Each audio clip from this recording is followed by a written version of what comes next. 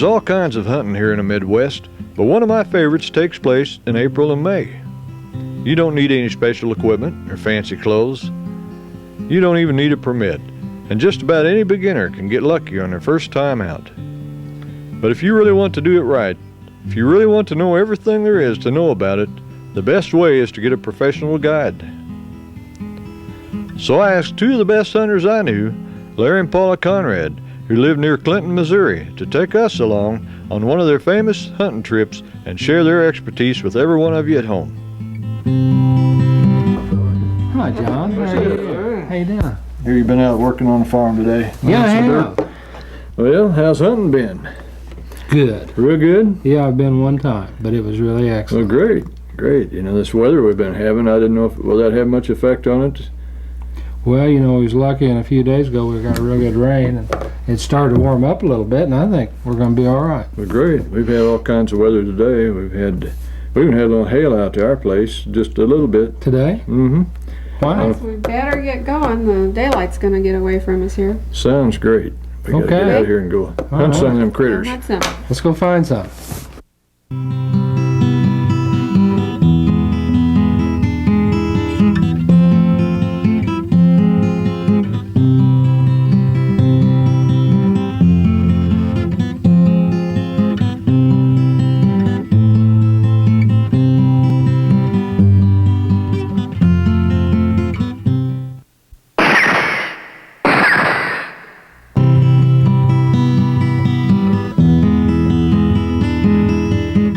It's late afternoon on a beautiful spring day. Larry and Paula knew several good places to hunt for morels, but they decided to let us in on one of their very best spots. There are only a few wild mushrooms in Missouri that are safe to eat, and the true morel is the most popular, safest, and best tasting of all the edible mushrooms. To be sure you're picking the right kind of mushroom, you need to know exactly what to look for and where to find them. And we'll start our hunt. Yeah, we'll go up one side and come back the other.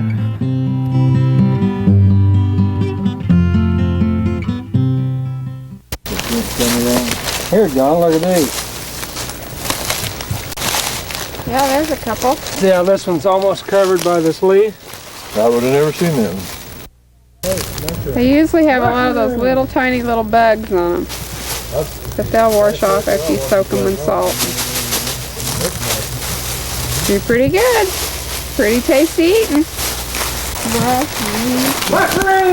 We were all right over there. Look at this one, John.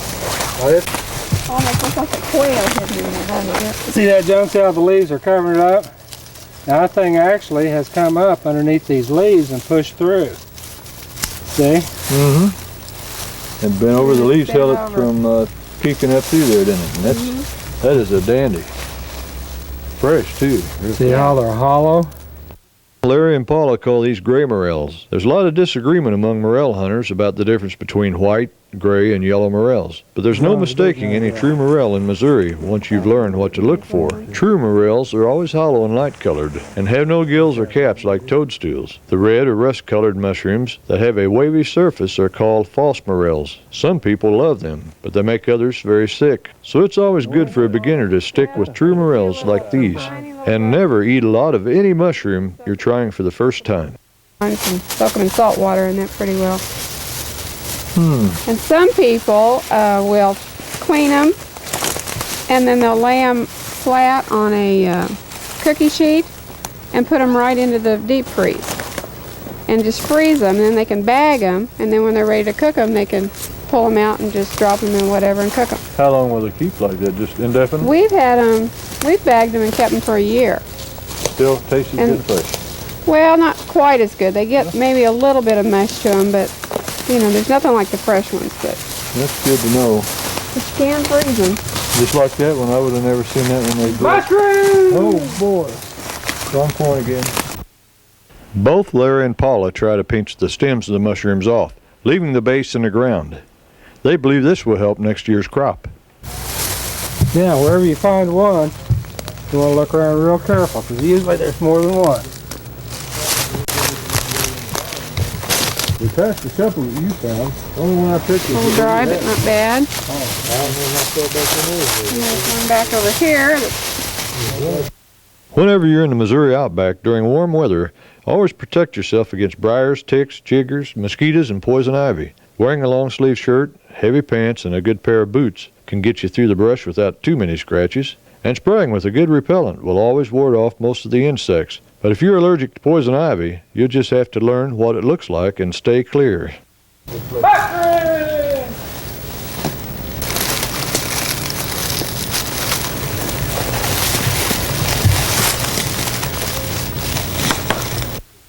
Well, Larry didn't pick that one right, but he took care of it later. He's finding a lot more morels than Paula or I. I think he must be able to smell them things. Mushrooms! Look at that dandy. Boy, that is a dandy. I think I could even smell that one. Oh yeah. Really, to fry, I kind of like the smaller ones. They're all good, but you know, the littler ones fry up so much easier. So crisp. Yummy. Hey, mushrooms! Walk right over them. Wow. You ever seen one actually pop up out of the ground, Larry? No. They say they sound about like a 22, a little one. And the bigger ones, they sound about like a 12 gauge. Oh, good shotgun. Yeah. Wonder if the guy would be standing right on top of one. Would knock his feet right out from under him, you reckon? It'd be unnerving.